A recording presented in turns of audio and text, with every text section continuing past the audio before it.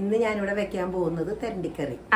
തെരണ്ടി തൊലി പൊളിച്ച് കഴുകി വാരി ഇഞ്ചിയും കുടംപുളിയും ഉപ്പും മഞ്ഞളും ഇട്ട് വേവിക്കാൻ വെക്കും. അതിലേക്ക് ചേരുന്ന ചേരുവകൾ നാളികേരം, കറിവേപ്പില, കുരുമുളക്, മഞ്ഞൾപ്പൊടി, ബ്രൗൺ കളറിൽ വറുത്ത് മൊരിയുമ്പോൾ മല്ലിപ്പൊടിയും മുളക് പൊടിയും ചേർക്കും.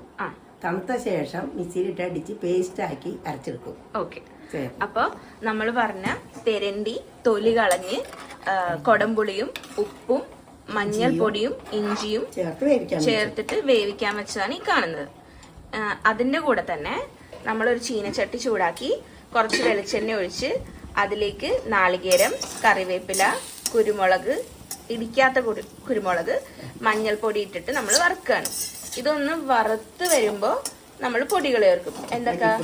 മല്ലിപ്പൊടിയും മുളക് പൊടിയും. തേങ്ങ വറക്കുമ്പോൾ നല്ല സ്മെല്ലാണ്. അടുത്ത വീട്ടിലൊക്കെ അറിയാൻ പറ്റും നമ്മൾ തേങ്ങ വറക്കണ്ടെന്നുള്ളത്. പൊരിഞ്ഞ് വരുമ്പോൾ നല്ല സ്മെല്ല്. ഇരുമ്പ് ചട്ടിയിലാണ് എല്ലാ സാധനവും വറക്കുന്നത്. പിന്നെ മീൻകറി എപ്പോഴും മൺചട്ടിയിൽ ഉണ്ടാക്കണം, അതാണ് ടേസ്റ്റ്. അപ്പം നമുക്കിവിടെ ഇരുമ്പ് ചട്ടി ചെറുതായതുകൊണ്ടാണ് നമ്മൾ വലിയ ചീനച്ചട്ടി ഉപയോഗിച്ചേക്കുന്നത്. നമുക്ക് വലിയ ഇരുമ്പിന്റെ ചീനച്ചട്ടി ഉണ്ടെന്നുണ്ടെങ്കിൽ എല്ലാ കറികളും ഇരുമ്പിന്റെ ചീനച്ചട്ടിയിൽ ഉണ്ടാക്കുന്നതാണ് ഏറ്റവും ഹെൽത്തി.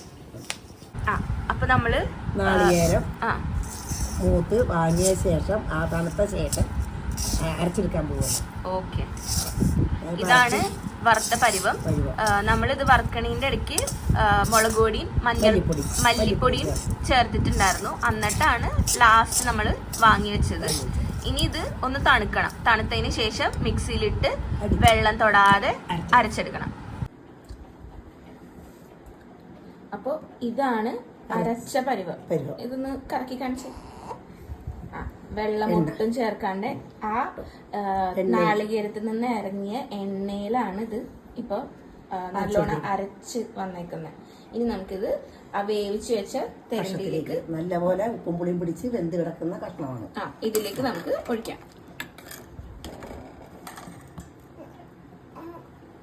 വാവ്,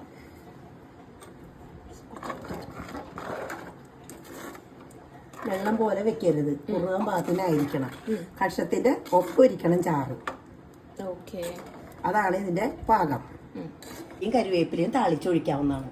നമുക്ക് വേണമെങ്കിൽ എന്തൊക്കെ ചെറിയുള്ളിയും കറിവേപ്പിലയും താളിച്ചൊഴിക്കാം. അപ്പൊ അതിന്റെ സ്മെല്ലും ഒരു ടേസ്റ്റും വേറെയാണ്. ചുവന്നുള്ളിക്ക് ഇതിലിടാം തീരുമാനിച്ചു. ശരി ശരി. ഇപ്പൊ നമ്മള് ആ അരപ്പ് ചേർത്തിട്ടുണ്ട്. ഇനി ഇതൊന്ന് തിളച്ചു വരുമ്പോ നമുക്ക് ഇറക്കി വെക്കാം. ഇനി എന്താ ചെയ്യുന്ന? ചുവന്നുള്ളിയും കറിവേപ്പിലയും താളിച്ചൊഴിക്കും. ഓക്കെ, തെരണ്ടിക്കറിയില്. ഓക്കെ, അപ്പോൾ നമ്മള് നാളികേരം വറുത്ത അതേ ചീനച്ചട്ടി കഴുകാതെ അതേ ചീനച്ചട്ടിയിലേക്ക് വളരെ കുറച്ച് വെളിച്ചെണ്ണ ഒഴിച്ചിട്ട് അതിലേക്ക് ചുവന്നുള്ളി ഇട്ടിട്ട് ഇപ്പൊ ചുവന്നുള്ളി ഇട്ടേക്കണം. എന്നിട്ട് നമ്മളത് മൊരിക്കും. അപ്പോൾ ഈ നേരത്തെ വറുത്ത നാളികേരത്തിന്റെ ആ ഫ്ലേവർ ഈ ഉള്ളിൽ ഒന്നും കൂടി പിടിക്കും. അപ്പൊ ഇതൊന്ന് വഴണ്ട് വരുമ്പോൾ നമ്മൾ ഇതിനകത്തേക്ക് കറിവേപ്പിലയും കൂടി ഇട്ടിട്ട് വാങ്ങിയിട്ട് ആ തിളച്ച തെരണ്ടിക്കറിയിലേക്ക് ഒഴിക്കും. പച്ച ഉള്ളി ഇട്ടാൽ കറി വലിച്ചു പോകും. അങ്ങനെയുണ്ട്. അപ്പോൾ ഉള്ളി നന്നായി മുരിഞ്ഞാൽ മാത്രമേ നമുക്ക് അതിനകത്തേക്ക് ഇടാൻ പാടുള്ളൂ. കാരണം എന്താന്ന് വെച്ചാല് ഉള്ളി പച്ചപ്പ് ഉണ്ടെങ്കിൽ കറി വളിച്ചു പോവും വേഗം. അപ്പോൾ ഇതൊരു ടിപ്പാണ്. ഉള്ളി നന്നായി വറുത്തതിന് ശേഷം മാത്രം ഏതൊരു കറിയിലും ഇടുക. അപ്പൊ കുറച്ച് ദിവസം ഇരിക്കും അത്. അതെ, കറി വളിക്കില്ല. അപ്പൊ ഉള്ളി എന്തിനാ ചേർക്കുന്നത്? കറിക്ക് നല്ല സ്മെല്ല് ഉണ്ടാകാനായിട്ട്. ഓക്കെ, അപ്പൊ നമ്മളിപ്പോ ഈ ഒരു പരുവായപ്പോഴേക്കും നമ്മള് കറിവേപ്പില ഇട്ടു. അപ്പൊ നല്ലൊരു സ്മെല്ല് നമുക്ക് കിട്ടുന്നുണ്ട്. ഇപ്പൊ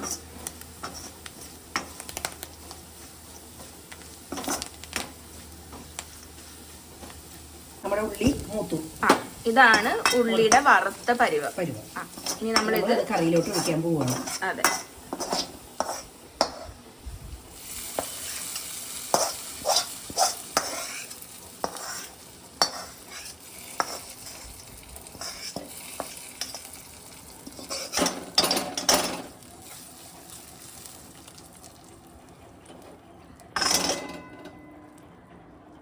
കറി കണ്ട.